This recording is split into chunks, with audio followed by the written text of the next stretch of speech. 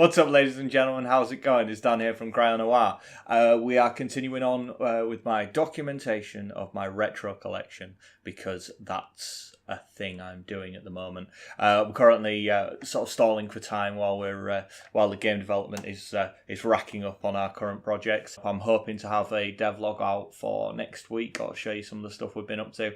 So this is and it's also just something I really wanted to do because I like retro collecting. So this week we are on with the N64. Yes, powerhouse. The Nintendo Ultra SNES 64 Plus Platinum Beast thing.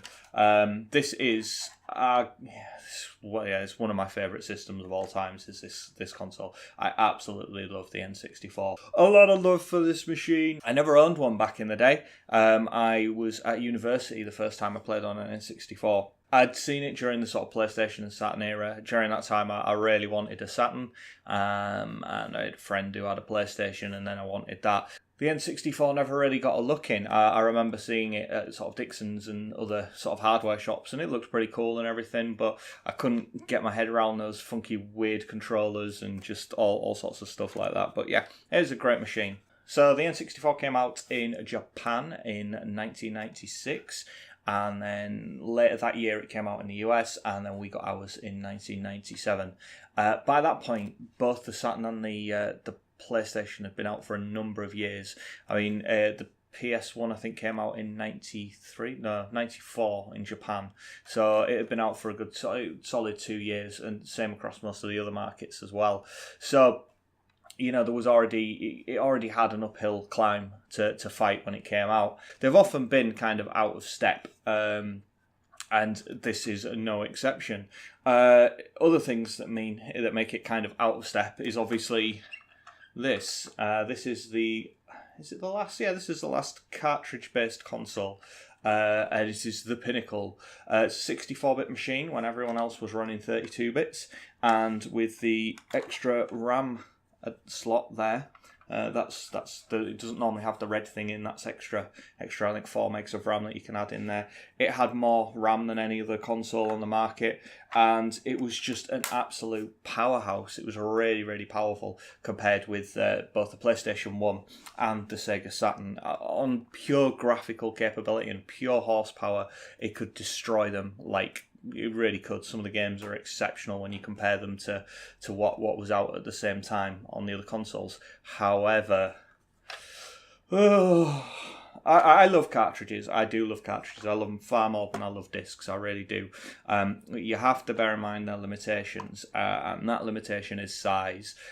This is the main reason why Nintendo lost a lot of its third-party developers. If you're a development house and you're building a game, you want as few restrictions as possible. You're already working within the confines of the technology as far as the horsepower is that you're going to be putting the game out on, whatever the system capabilities are, and you want as few things hamstringing you as possible. So when they turn around and say, oh yeah, well, we can only get so much data on a cartridge, compared with everyone else who, I won't say unlimited, but the amount of data you can get on a CD, it was just it was like 10 times more than you could get on a cartridge. So suddenly, everyone was just like, well, why are we going to spend all that time, trying to kind of compress it and get it down onto this little cartridge when we can just do it and just whack it on a CD? Back then, this was a major issue. The big advantage is that there's no load times. That's the biggest advantage. Oh, it's also more expensive to produce as well compared to discs as well, which made the games for the N64 more expensive. You can make an argument for why Nintendo did it, and it's a bit of an odd argument actually for Nintendo. They were being really conservative.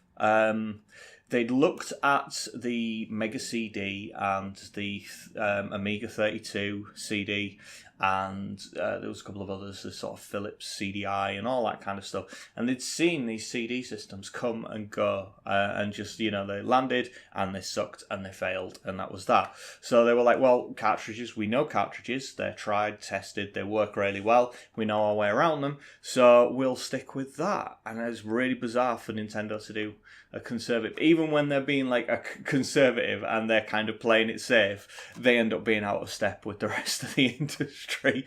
So, kudos to them for that. That's always an interesting little thing with Nintendo. They're always odd. But yeah, so the Ultra Super Nintendo Control Deck 64 Plus, it's a bomb. I love this machine. I really, really do love it. Another thing to be said about the N64 is actually its terrible output signal. As standard, it comes with composite, which is pretty terrible. It's not the worst, but it's pretty terrible. You can get this system modded to do RGB SCART, I think is the best you can get out of the N64, although some people have modded it so that it has HDMI output, but obviously it's not outputting a HD quality signal. It has to have like an upscaler in there. There is nothing wrong with this system as far as the quality of the rendering that the actual console does. It's in the last stage of it being output that it sucks. When you get them modded for RGB, literally they just solder onto the sort of PCB, actually onto the motherboard, just something like a connector and a sort of a something just to kind of clear the signal up.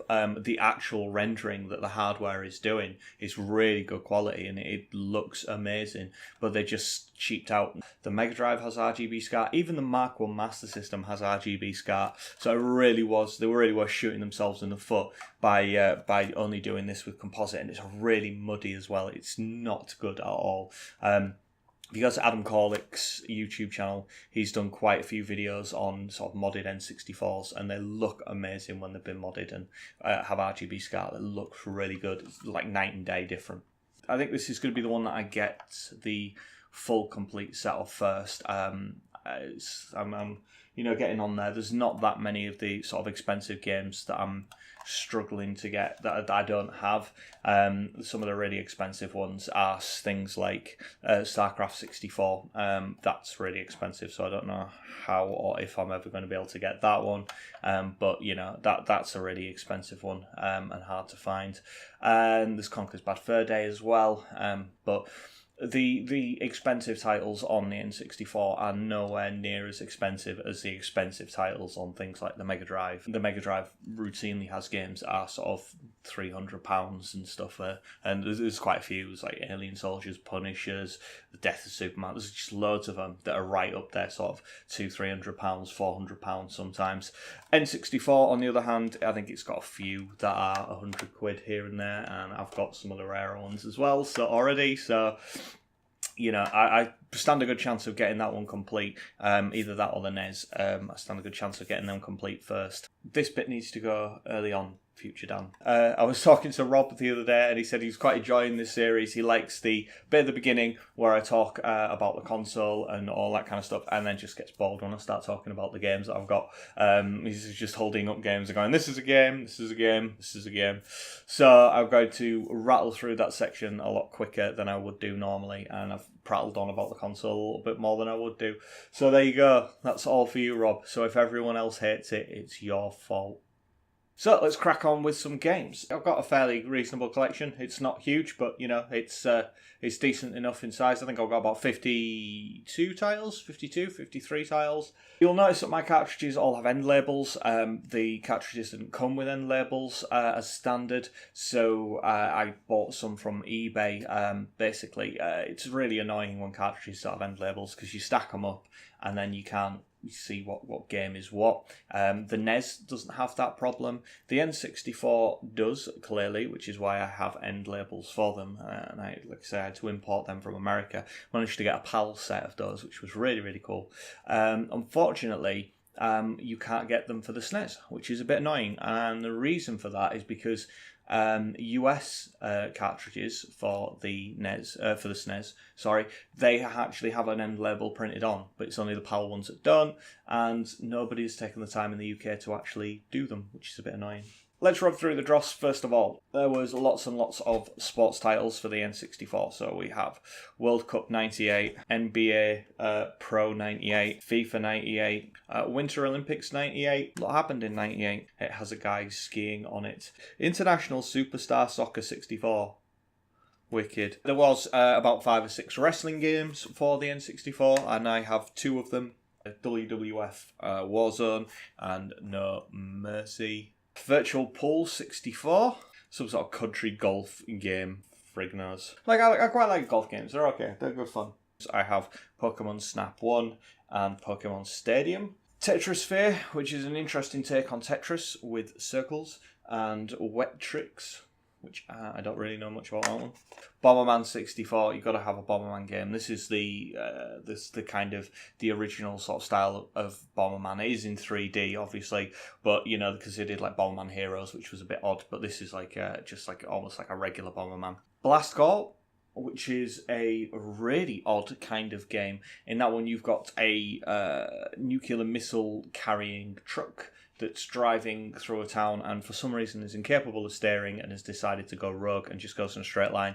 And you get in different buggies and plant machinery and even a robot, and your job is just to destroy everything that's in its way so it doesn't crash. Really odd concept for a game, but it works really well. There's a lot of really cool stuff on the N64, like little odd ideas that they had.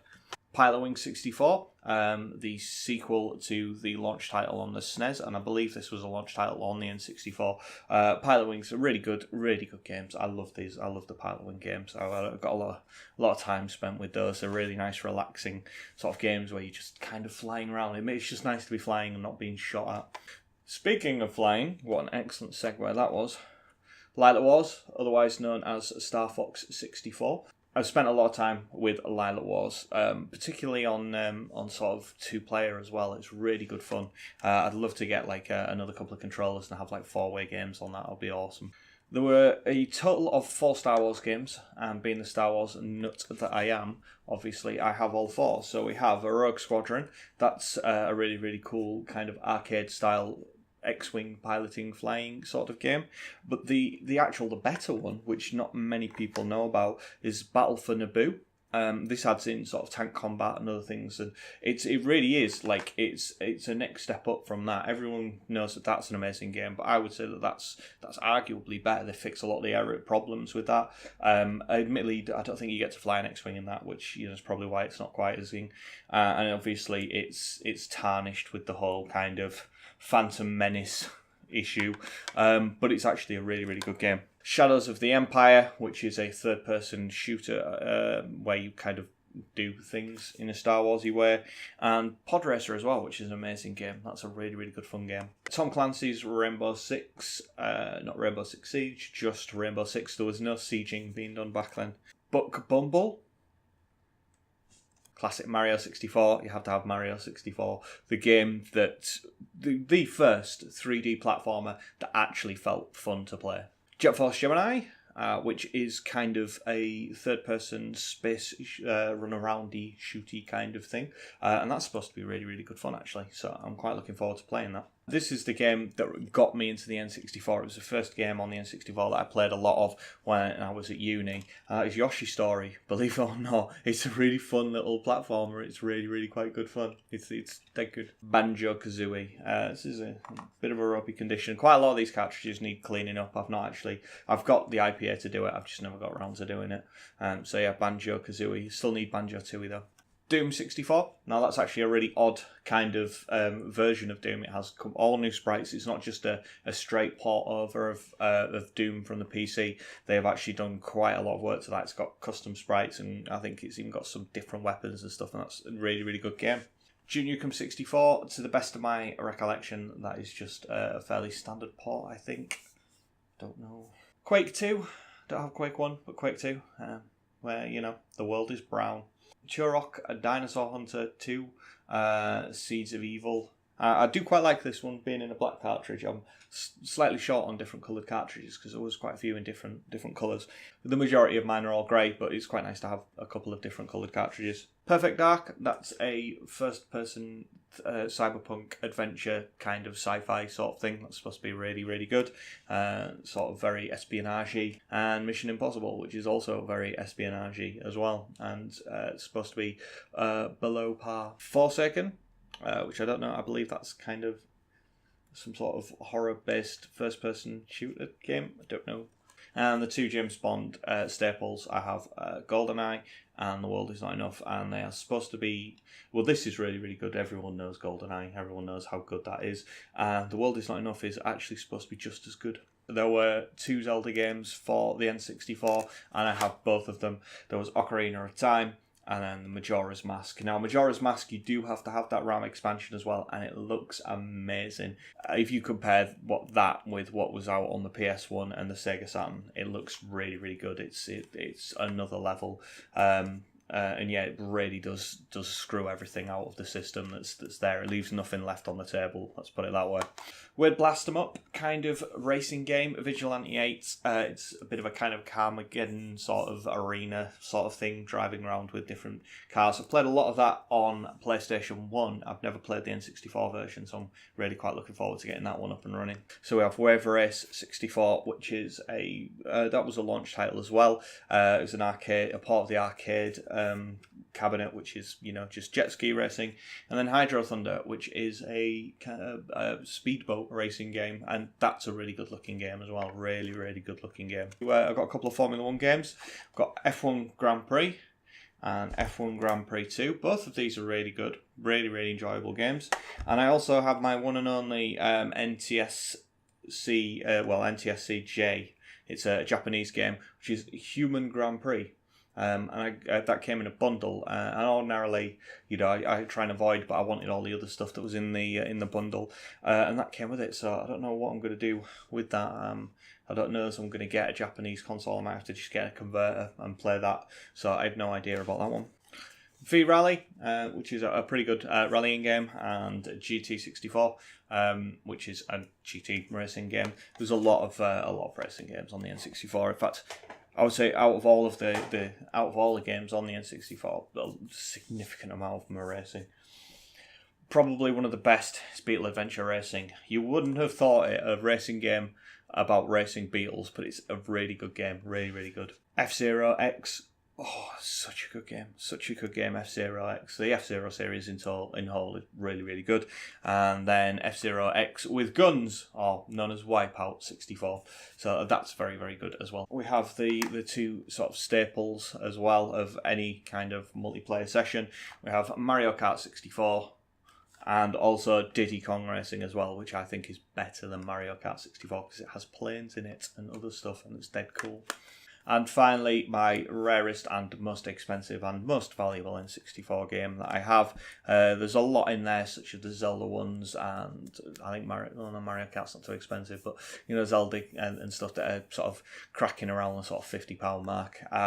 This, on the other hand, is routinely goes for north of £100. I've seen it complete on eBay for 150 quid, and I got a real bargain on it because there is a series of these games, and it is the San Francisco Rush series, and basically there's loads of them. There's I think there's about 4 or 5 on the N64, and most of them are all anywhere between sort of 20 to, well, the most common ones are about a tenner, and sort of the average for them is about 20 to 30 pounds, maybe even 40 quid for a couple of them.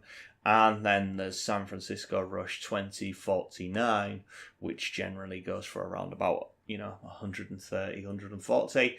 And when I bought it, it was priced up at £40. So that was the N64. It's an amazing console. That's my collection, about 50 odd games. I think it was a total of 260 released in the UK, in the PAL region.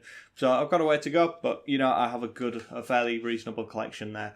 So yes, I love the N64, and so should you. Rob, you should love it too. It's amazing. That's it, guys. Thank you very much for watching the video. I will be back next week. I might be able to get something up during the week as well, so keep an eye out for that. I'm currently having internet problems in that I don't have any at the moment, so uploading is getting a bit tricky. But yes, hopefully next week we should have a devlog for you, so that'll be good. Take it easy now. Bye-bye.